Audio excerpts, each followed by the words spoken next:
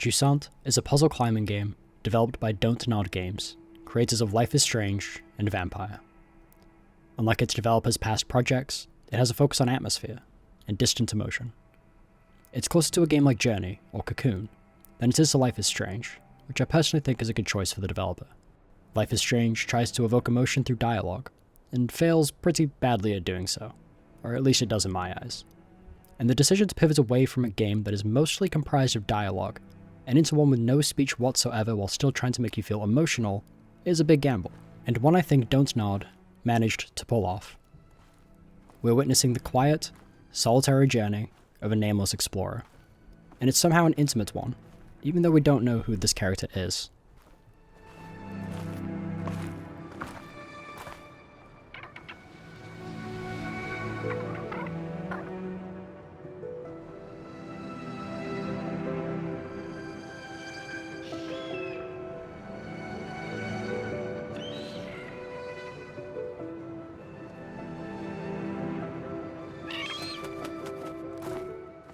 The game opens as we walk across the sands, the remains of boats and seacraft littering the dunes.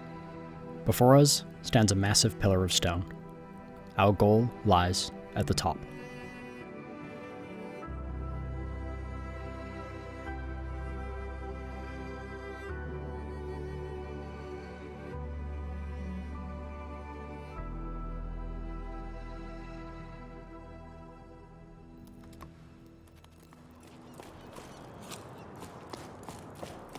The mechanics of Jusant are simple and intuitive.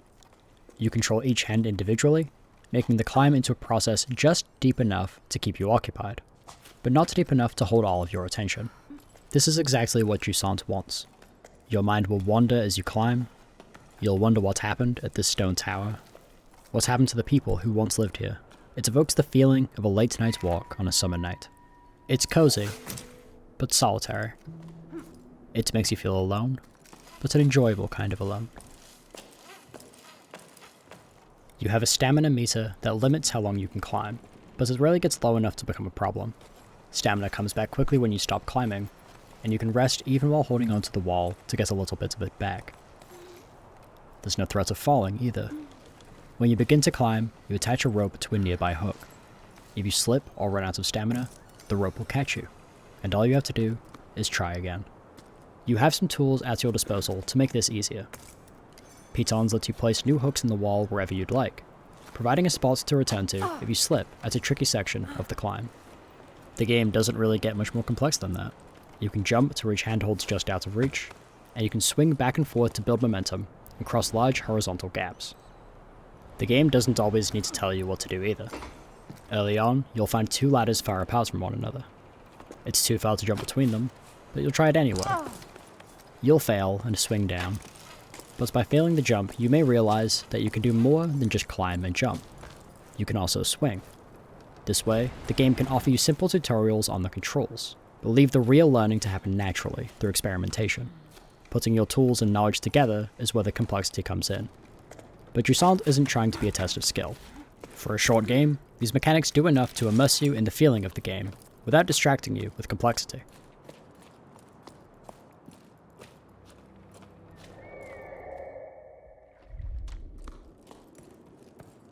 As the visuals go, Jusant finds its strength in its atmosphere.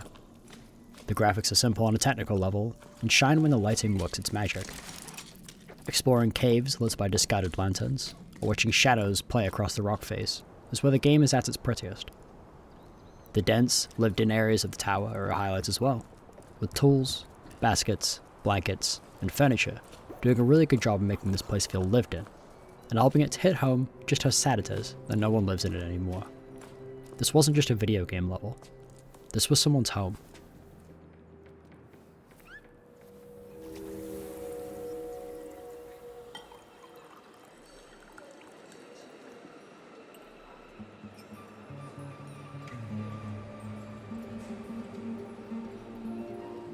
The best part of Jusant's presentation, though, is the scale.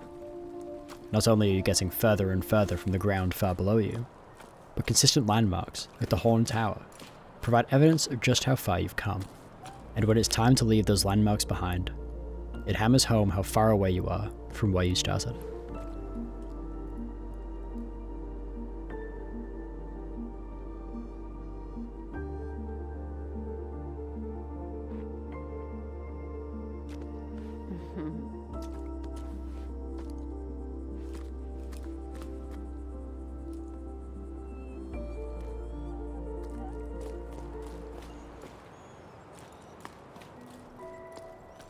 Jusant's sound design is meant to enhance its atmosphere.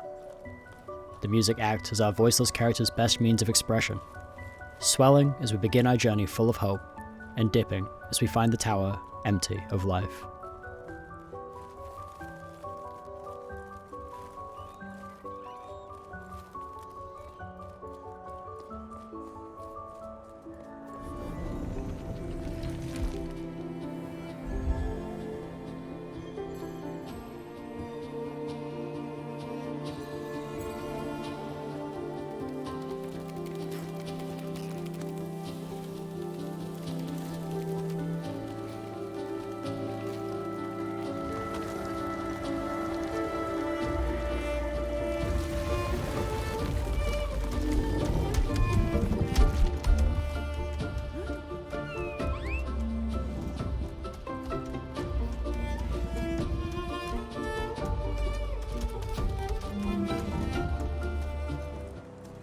The sounds you'll grow most used to is that of creaking wood, scraping rock, and birds chirping distantly.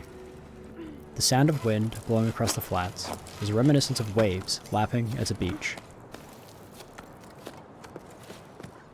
Occasionally, you'll come across seashells left behind by the old inhabitants of the tower. Listening to these will let you hear echoes of what the tower once sounded like when it was full of life. The chipping of stone, the laughter of children, the splash of water and waves against the rock.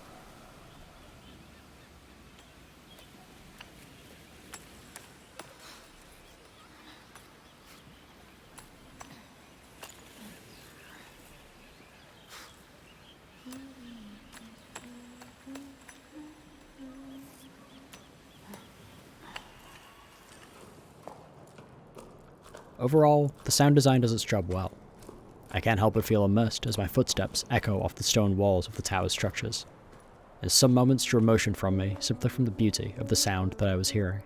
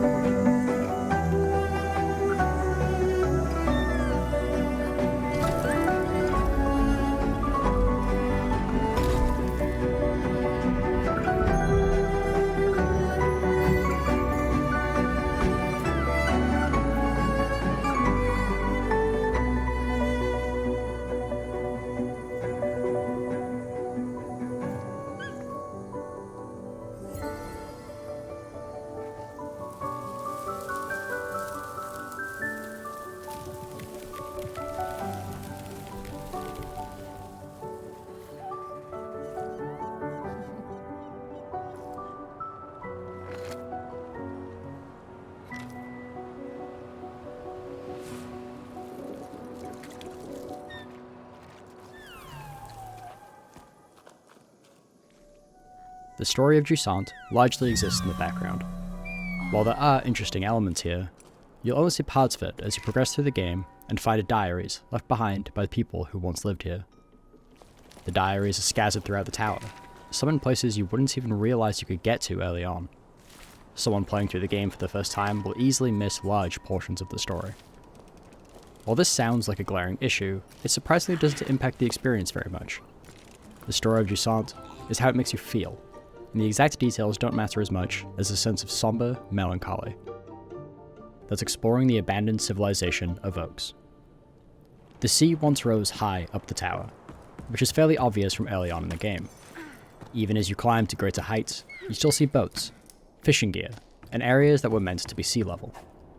These details continue all the way up the tower, until you come across more complex and wonderful architecture and technologies.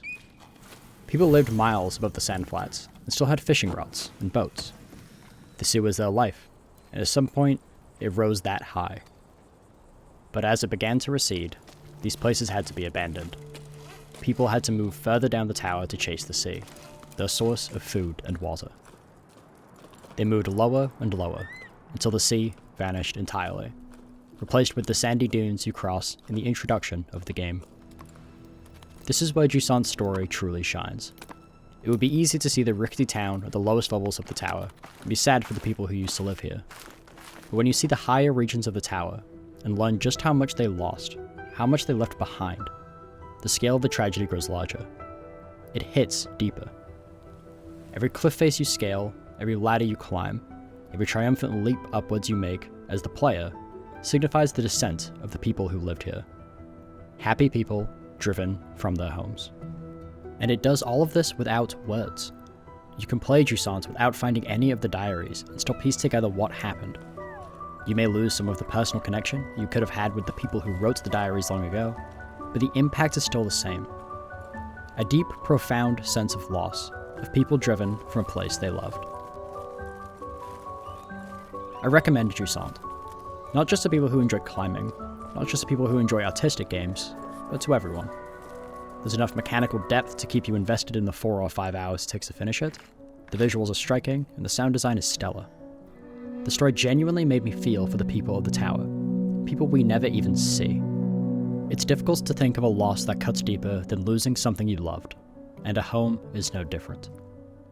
So play Jusant. Enjoy it. Lose yourself in the climb, and enjoy the atmosphere, visuals, and melancholic story that make this game special.